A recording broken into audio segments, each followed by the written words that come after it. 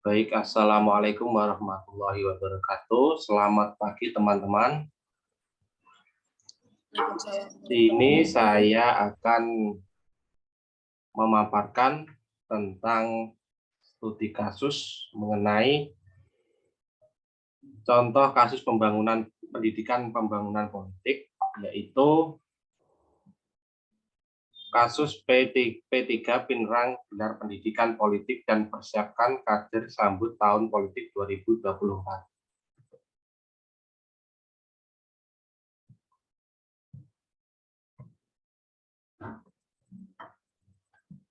Dan ini untuk anggota kelompok.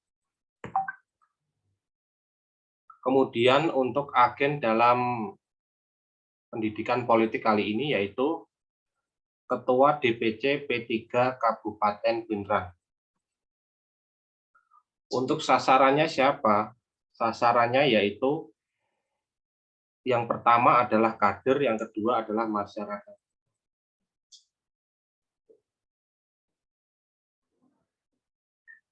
Kemudian isi dari pendidikan politik tersebut ialah dalam pendidikan politik P3 memberikan pesan-pesan politik identitas. Masalahnya untuk menghilangkan politik identitas itu sangat sulit. P3 Pinrang menjelaskan bahwa politik identitas itu bagian kedewasaan demokrasi.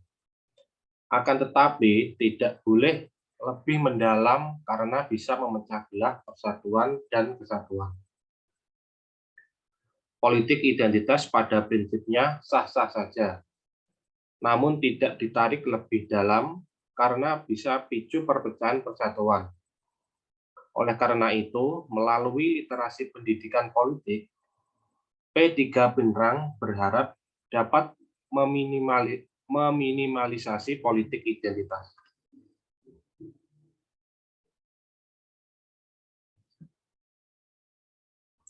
Kemudian untuk sasarannya yaitu yang pertama adalah kader, yang kedua adalah masyarakat.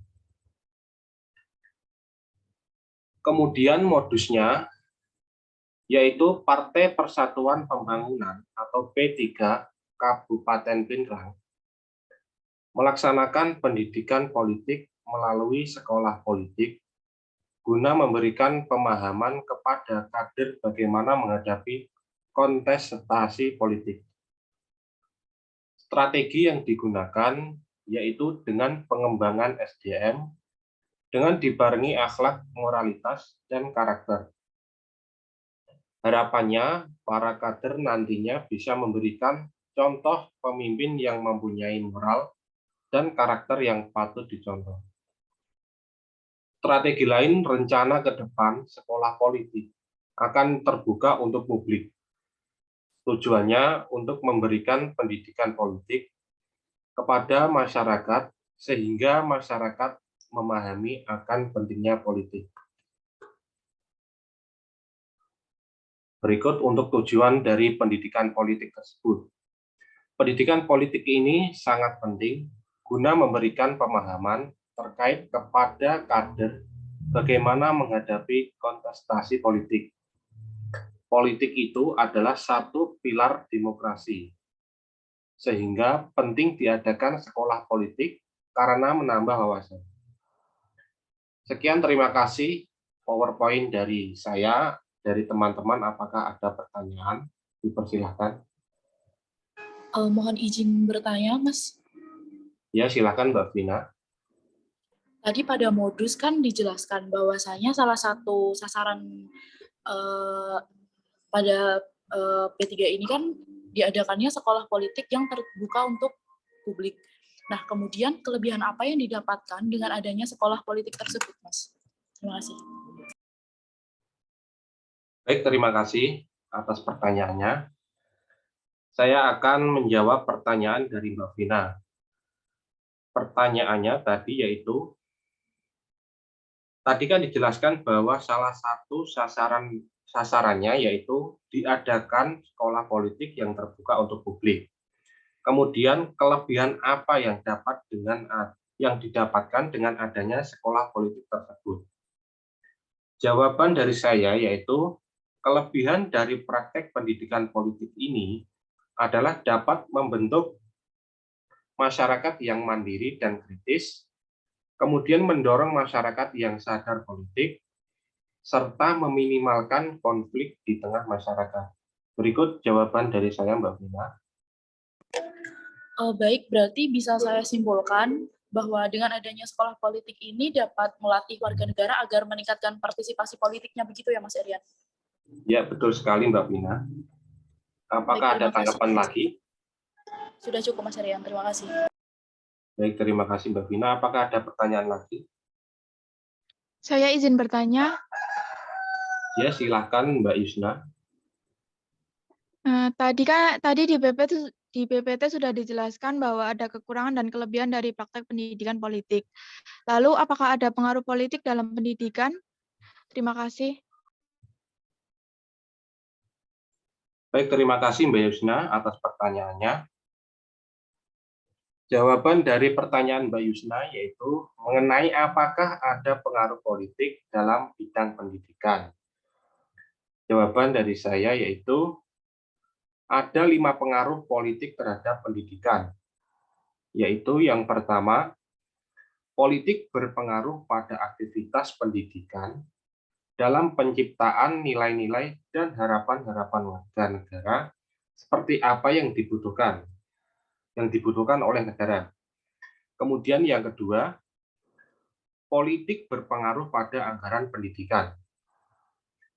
Kemudian yang ketiga, politik berpengaruh terhadap sumber daya pendidikan seperti gaji guru, sarana prasarana penunjang kegiatan belajar, dan pendidikan guru. Kemudian yang keempat, politik berpengaruh pada sistem persekolahan seperti struktur sekolah, sistem penghargaan terhadap guru, dan sistem penerimaan siswa. Kemudian yang terakhir, politik berpengaruh pada mutu lulusan yang dilihat dari bagaimana lulusan pendidikan berperilaku politik, berperilaku budaya, berperilaku ekonomi, dan berperilaku sosial. Demikian jawaban dari saya, Mbak Yusna. Apakah ada tanggapan? Baik, terima kasih Mas Erian sudah cukup jelas. Ya, terima kasih Mbak Yusna. Apakah ada pertanyaan lagi? Saya izin bertanya. Silakan Mbak Yuliana. Ya, tadi kan dijelaskan bahwa tujuan dari pendidikan politik yaitu untuk memberikan pemahaman terkait kepada kader bagaimana menghadapi kontestasi politik. Nah, pertanyaan saya, apa yang dimaksud dengan kontestasi politik tersebut? Terima kasih. Baik, terima kasih Mbak Yuliana atas pertanyaannya.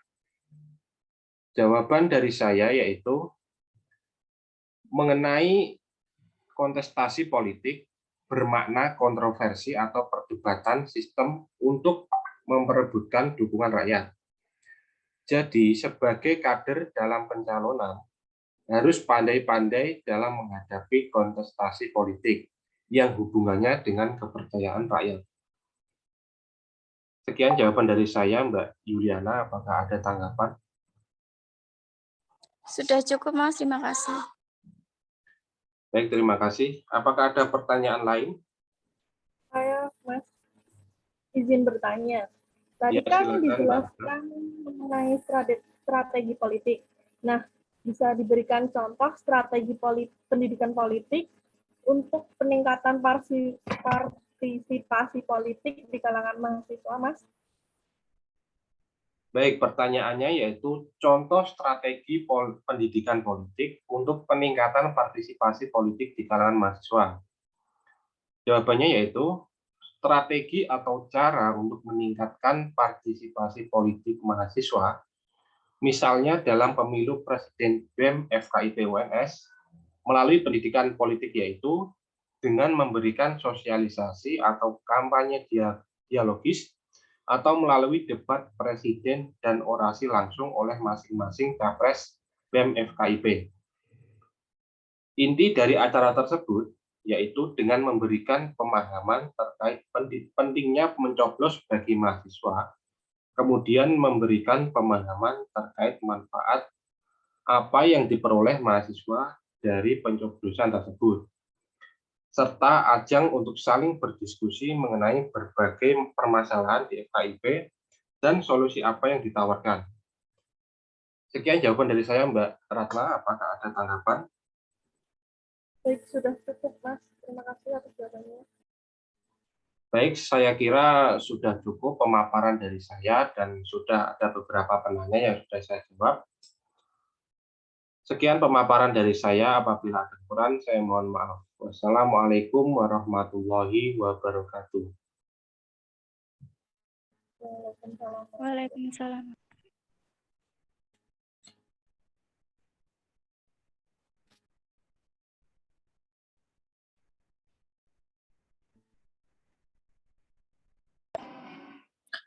Iki ben ke-save, Zoom diakhiri sik kan.